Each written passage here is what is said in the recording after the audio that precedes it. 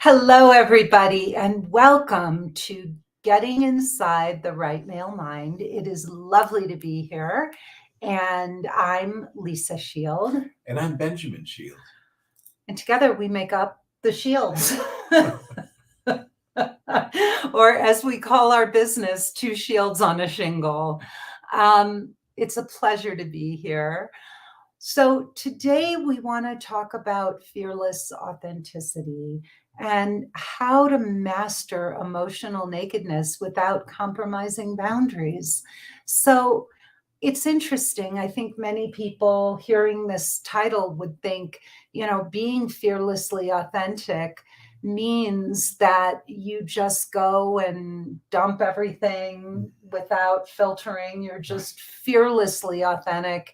And it means that you just say what you're thinking. And that's what it means to be fearless and authentic. I think that that's a beautiful theory, but I don't think that it's an effective one. So we have a very different spin on what it means to be fearless and authentic. And for us, that includes getting emotionally naked without compromising boundaries. If you do it the right way, it's about having even stronger boundaries and being able to communicate those boundaries, but in a loving, thoughtful, compassionate, kind way.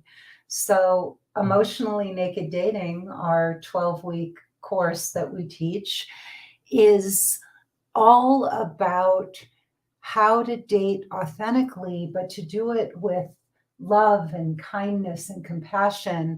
It doesn't have an overt spiritual component to it, but the foundation of everything that we teach is deeply spiritual, and not spiritual in a new agey kind of way, but really just that these basic spiritual principles are the principles of being a kind and loving person, and that you can't have true love without it being grounded in these fundamental spiritual principles like compassion, kindness, forgiveness, thoughtfulness, caring, patience, and all. So, honey, one of the things as we were discussing this before we got on camera, we talked about what it means to be emotionally naked, what it is and what it isn't.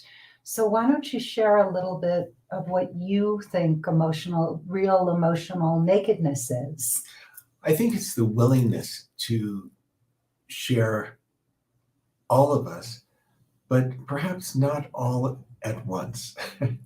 uh, it's being able to reveal authentic parts of ourselves, wait for the how it's received and responded to, and making sure that there's trust and safety to keep building on that, on how we reveal ourselves to another person. Right. And so, in the same way that we get physically naked, we take off one piece of clothing at a time, right? Right.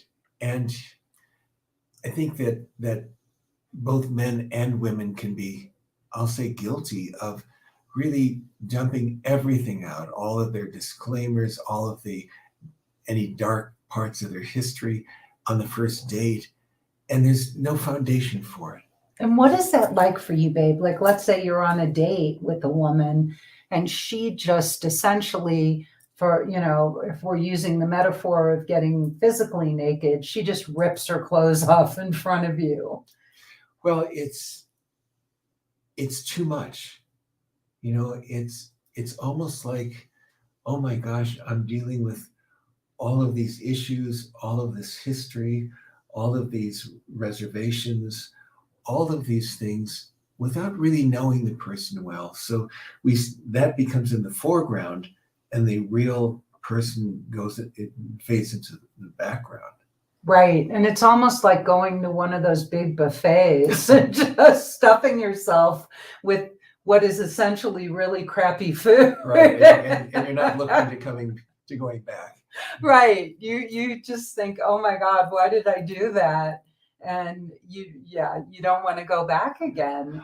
I think there are people that feel that, wow, if I just show all of myself, all at once, early on, that I'll know if this person is into me or not into me, and can accept this history and the darker parts of me, or not.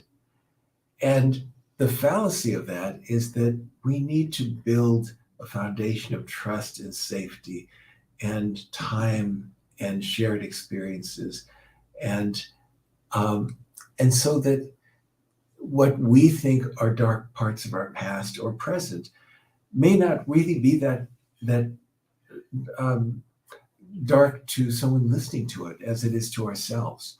But that only happens when there's the trust and safety and time and shared experiences together. Yeah. So it's being fearlessly authentic doesn't mean dumping. It doesn't mean too much too soon. It doesn't mean telling somebody all of your deepest, darkest secrets right up front to see if they can, quote, handle you. Fearless authenticity actually means being fearless in not oversharing, in being judicious, in knowing what to share, how much to share, when there's a space to share that. But there's a sense of responsibility that goes along with this, a sense of emotional maturity and understanding who your audience is, how well you know each other. It's accountability. So I think that, a lot of people have a somewhat immature or underdeveloped idea of what it means to do this in the right way. Mm-hmm. Would you agree? And, adding to what you just said, being emotionally naked doesn't mean just being emotional. Right. That being emotionally naked means not only understanding your own boundaries. When we talk about compromising boundaries, it's something that it's the boundaries within us that we need to respect, as well as communicating in a gentle way, in a kind way, boundaries for the other person. So just being emotional, a man could just sit there and feel like his hair is being blown back, with the emotions, because he may not be feeling equal emotions, and just being a passive listener to all of this, to all of the history, to all of the emotions, to all of it, and then trying to digest it, and going home and wondering, is this too much? Is this too much to deal with? Is the next 35 years going to be like this? Yeah. Or are the next 35 years going to be about thoughtful communication, where the sharing is to elicit an openness in the other person as well? And so layer by layer by layer, this emotional nakedness, this authenticity, and the clarity of boundaries are built up. And that is something inviting for the next 35 years. Yeah, and as you're talking, one of the things that I'm really realizing is that often women can be overly emotional, they can overshare in that way. The corollary to that is that men go on dates and they talk and talk and talk and talk. And both are anxiety, they're driven by anxiety. So men overshare in telling too much about their work, their history, their lives. And they do this too. They may not be as emotional as we are, but that's their way of doing it. And it turns women off. We're not into that either. And then most women come home after a date like that and they're like, yeah, no, Right. Not doing that again. Right. There are times where either party wishes they had a pause button at the table. You can just hit that button and just take a breath. And because a man may go on and on and on. Yeah. And what is emotionally naked to a woman may not be the same for a man. And a man, his emotional nakedness may be trying to prove that he's safe and successful and a good catch. Yeah. So sharing on a date, and especially in those, early dates, how you go about doing that, and also how you go about establishing boundaries, right? So it is actually cruel not to put up boundaries. It's actually an unkind thing to do, because another person has no way of knowing what your boundaries are, right? Like for me, there's all kinds of things I'm incredibly comfortable sharing. Incredibly comfortable. I mean, I don't care, I don't care. There's stuff I would share just because it's who I am, and it may be too much for some people, because I'm so comfortable with my history, whatever, and I don't have a lot of drama. So and a lot of attachment to my history. So the things I might share may seem like too much for some people, but they're things that I have no charge around, so I wouldn't have any trouble sharing a lot of that. But if somebody else is uncomfortable talking about those things, they have to let me know or say, those are things I don't feel comfortable sharing right now until we get to know each other better. I would prefer to save those, for future dates. I don't know what they're comfortable saying or not saying. And it's cruel for somebody not to let me know what their boundaries are if I cross them and then they're upset with me and I didn't even know, and I didn't have a chance to respect those boundaries, because I'm great at that. Like if I cross one of your boundaries and you let me know, I respect that. But sometimes I don't realize I'm crossing a boundary until I do. Yeah. And it's so important. I mean, something you just pointed out, that when we're sharing something that's intimate for us, and it may or may not be too much for the other person, that we want to see, we're always aware of how our sharing is received and responded to. Because we don't want someone to just sit there and nod their head and say, oh, wow, or poor dear. The importance of sharing is to have the other person open up. And so we want to see how it's received, responded to. And if they're beginning to share something about themselves, revealing something that would bring the two of you closer together, that's great. But if he's going to be sitting there just being a passive listener, that's not okay. And that's not how a man wants to spend the rest of his days. Well, and I think it's very important that a woman share a little bit and then pause and see how a man responds, and not just keep going and going and going.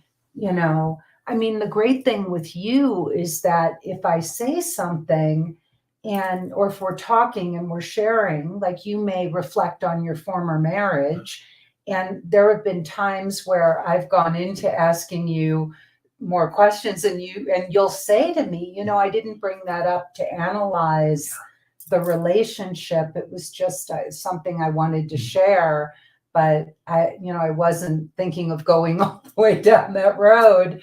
And I back off. I just say, oh, okay, I get it. Right. And that's respecting boundaries. Yeah. Because if two people are on a date and someone shares, and they may share what they're comfortable sharing, and the other person may say, well, what about this? Or why didn't you do that? And all of that.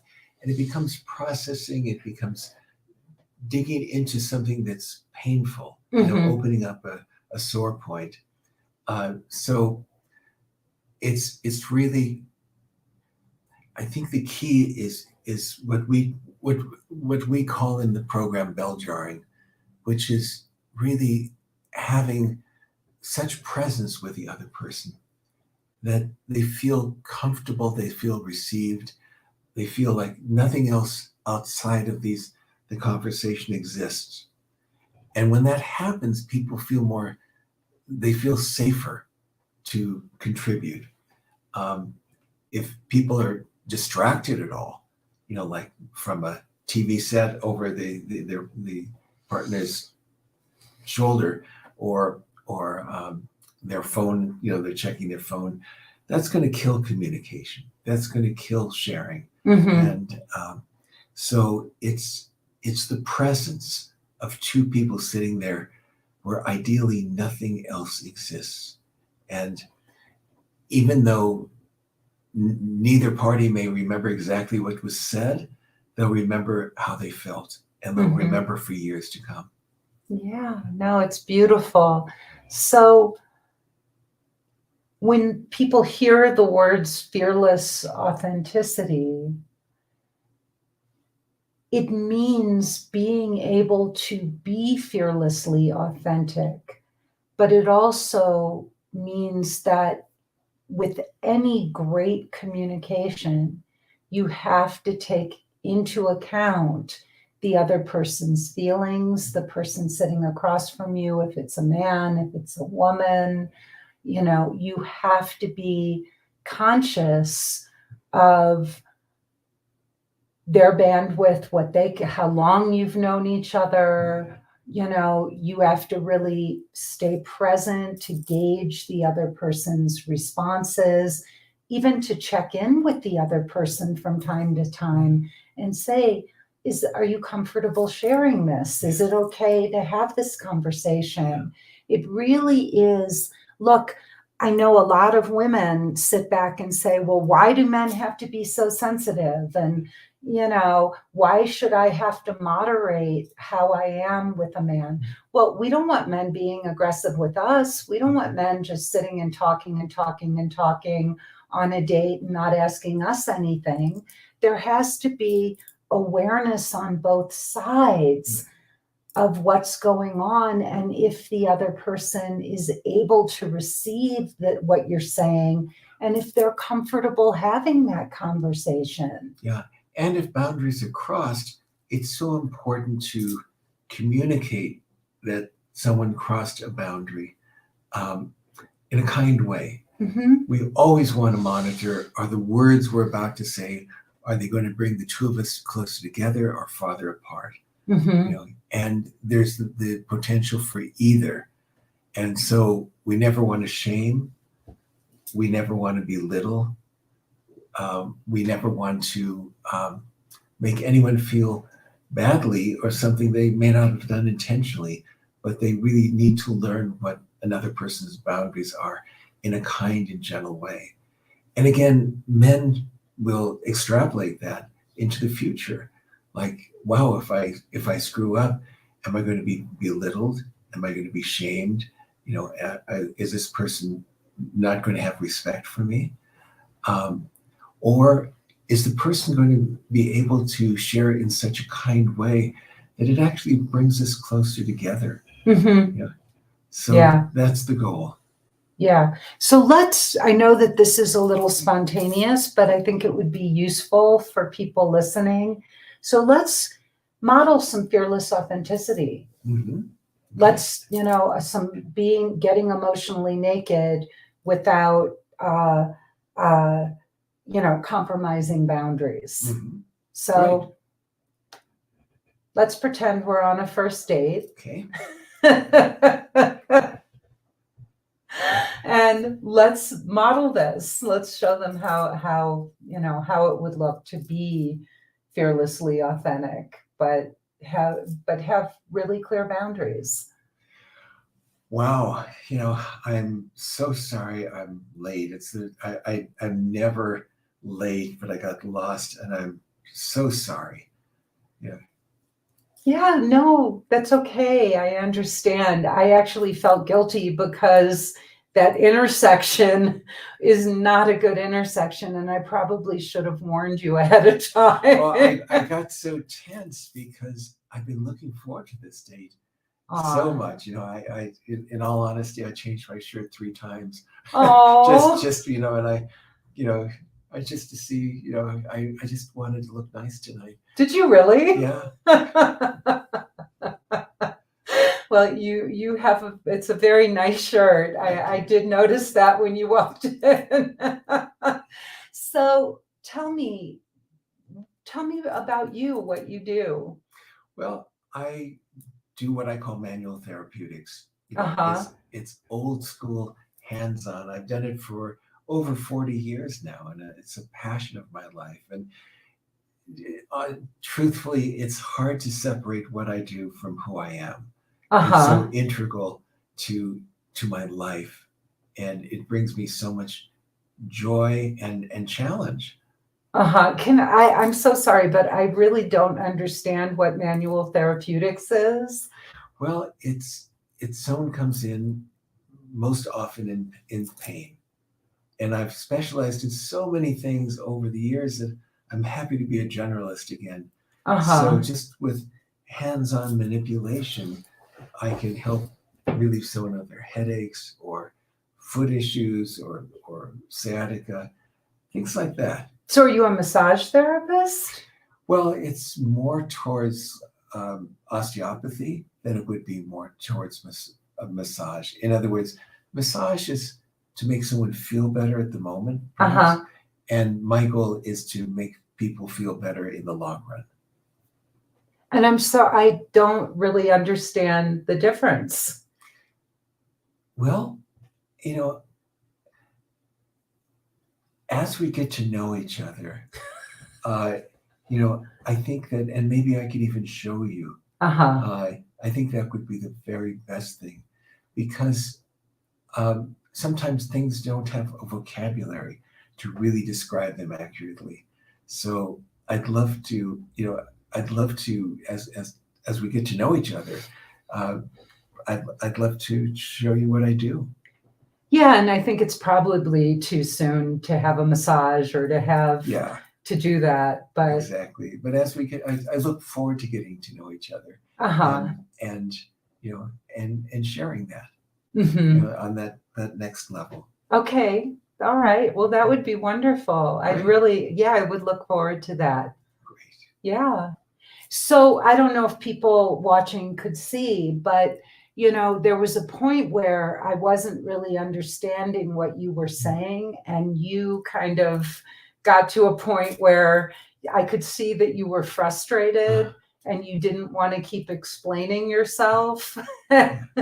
And so, I was being open and honest about not understanding what you were talking about, but I could also sense that you were getting a little flustered. And so I kind of backed off from that and dropped it and that was, I know it may have been subtle for people listening, but that could have gotten awkward. And it could have meant the meaning that there was not going to be a second date. Uh-huh. And I could feel like one of the things I would say to anybody listening, I could feel inside myself that there was a little bit of tension in the conversation. I could feel it. And so I was also feeling in my own self. And then when you said, well, maybe I can show you, then, especially if that had been a first date, that could have been a little triggering, like, oh, is he trying to invite me to his house? Right. And so I put up that boundary where I said, oh, I would look forward to that, as we get to know each other. So I put that out there because I didn't want you to think on the next date that you were going to invite me back to demonstrate manual therapeutics. And this happens a lot when people want to find out about past relationships. Uh-huh. That they'll say, "Well, why did you stay in there?" Or "Why didn't you do this?" Or and it's just digging into a painful place where there's not really the rapport established yet. Yeah. To share, and those painful things may come out later, Mm-hmm. and most likely will. But for a first date to have it probing into, what did you learn? And these are fair questions, but sometimes it's too much too soon, Mm-hmm. and it's repelling rather than inviting. Uh-huh. Yeah. Yeah. And in all honesty, like as I was listening to you talk, I wasn't understanding what you were, I mean, I know what you do, but I was imagining being on a first date and you describing your work to me that way. because I've heard you do that with other people. And I was having a hard, it would have been hard for me to really understand exactly what you do. I've never been to an osteopath. I don't know the difference between osteopathy and, yeah. So, yeah, it was, anyway.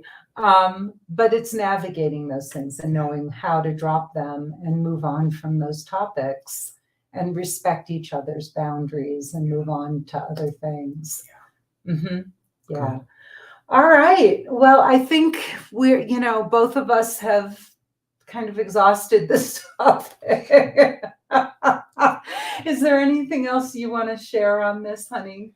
Well, I want to emphasize something I said earlier, Hmm. that words could bring us closer together, or words can be a weapon. And establishing boundaries is crucial, but establishing them with kindness is so important. Hmm. Because if someone snaps and said, well, that's such an inappropriate thing to say or to ask, or wow, why did you share all that? Or something that about sharing, about boundaries, that that examining, are the words I'm about to say, are they going to be inviting or repelling? Well, and it's not even, if I can add to that, baby, it's not just the words. It's really the way people say those words. Yes. Because you can say, well, why did you share all that? Or you could say, well, why did you share all that? Yeah. And that's completely different. Right. And so it's so important to understand that it's really the words that you choose are important, but equally as important or more so is the way you say those words. Mm. They can become attacking and accusatory, or they can come from genuine curiosity, So that's extremely important. And it's also, I want to go back to saying that not stating boundaries, fearless authenticity, really, the foundation of this is having boundaries.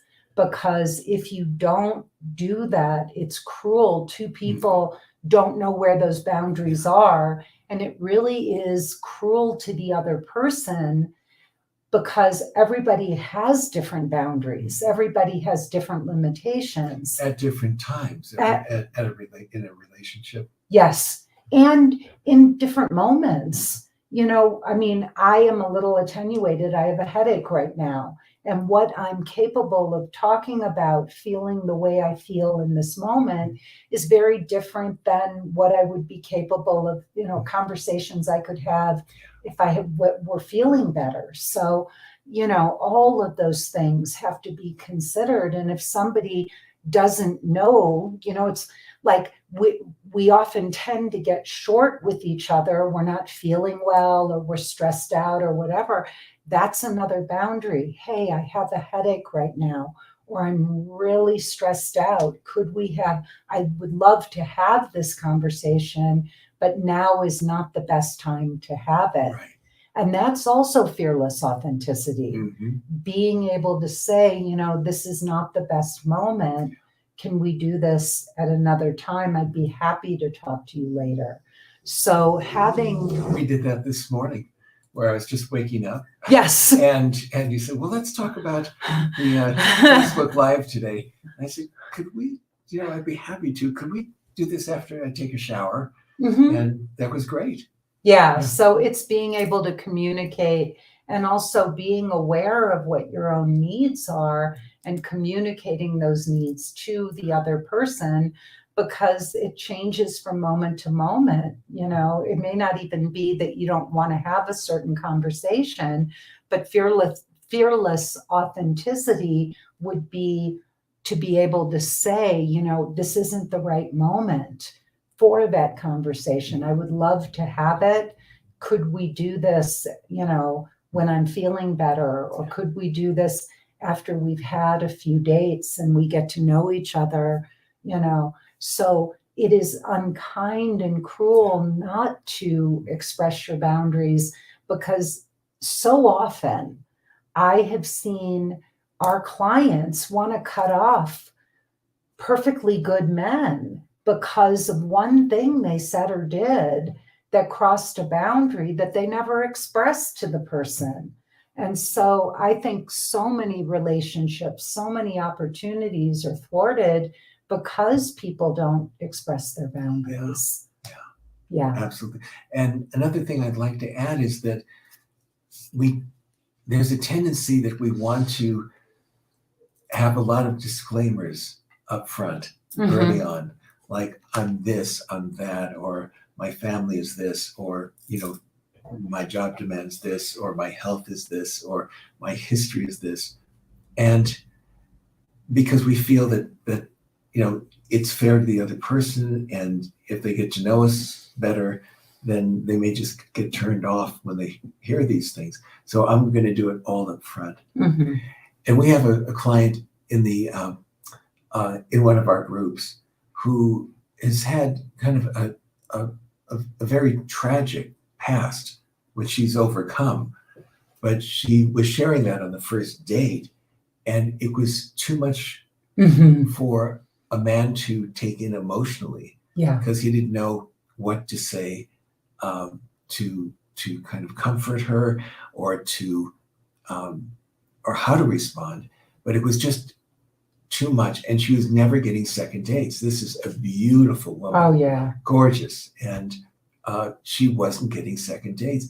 And we had a discussion with her, and it changed everything. Now she's in this beautiful relationship for the past year. It looks like it's going to be a happily forever after.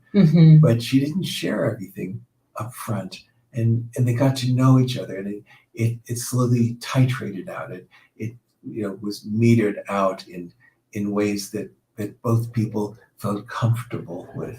Yeah, and she was able to lead with all these other beautiful aspects of herself that he had the space to fall in love with. And the truth is, they both brought their own baggage to the they both had histories, they both had pasts, and we all do. But when we unpack a suitcase, you don't just take a suitcase and turn it upside down and dump it out.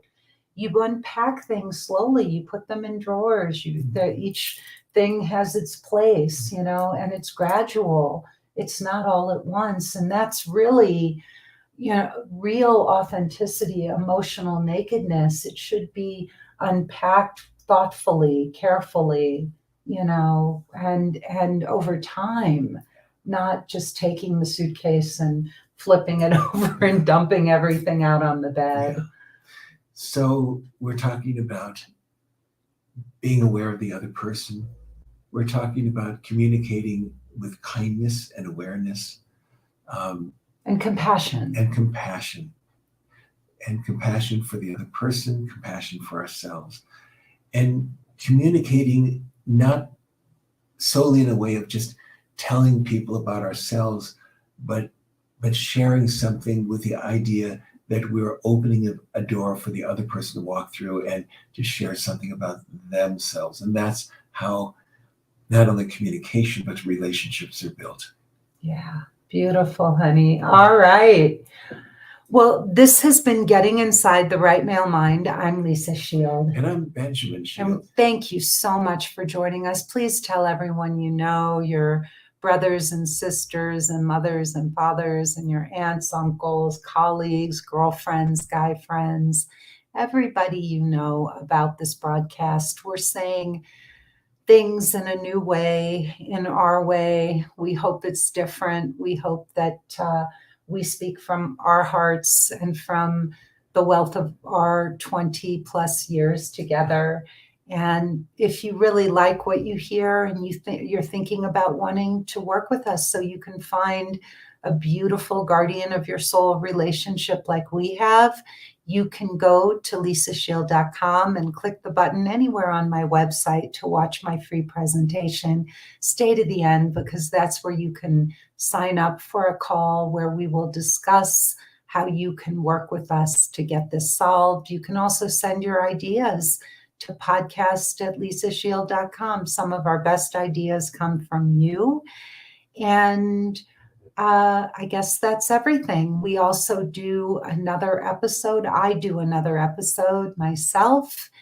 And the name of our podcast is called Finding the Guardian of Your Soul. So if you want a guy like this, we can help you find him. Thank you again and enjoy the rest of your day.